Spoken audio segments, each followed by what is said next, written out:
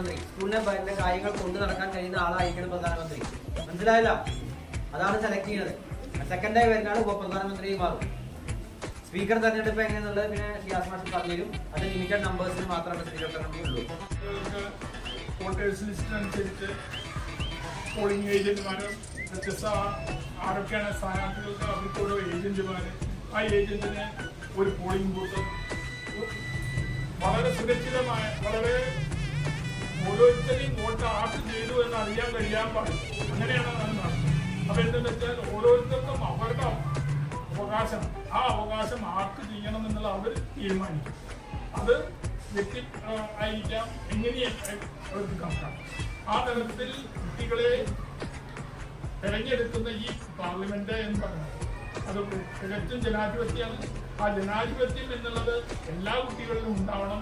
ജനാധിപത്യം തകർന്നു കഴിഞ്ഞാൽ ആ രാജ്യം അരക്ഷിതമാണ്. അതുകൊണ്ട് ജനാധിപത്യത്തെ വളർത്താൻ ഇത്തരത്തിലുള്ള നടപടികൾ എല്ലാ സ്കൂളുകളിലും, എല്ലാ തദ്ദേശ സ്വയംഭരണ സ്ഥാപനത്തിലെ ഇലക്ഷൻ വരാൻ പോകുന്നു. അതിന് നടപടിക്രമങ്ങൾ നടന്നുകൊണ്ടിരിക്കുന്നു. അതുപോലെ അടുത്ത കൊല്ലം നിയമസഭ നടക്കാൻ പോകും. ഇപ്പൊ കഴിഞ്ഞ കൊല്ലം പാർലമെന്റ് നടന്നു.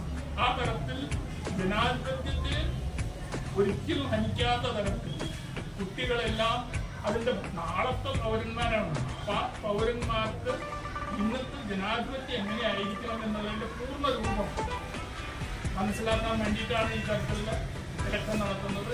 ഈ ഇലക്ഷനിൽ പങ്കെടുത്തുകൊണ്ടിരിക്കുന്ന എല്ലാ കുട്ടികൾക്കും അഭിവാദ്യം അർപ്പിച്ചുകൊണ്ട് ഞാൻ ഈ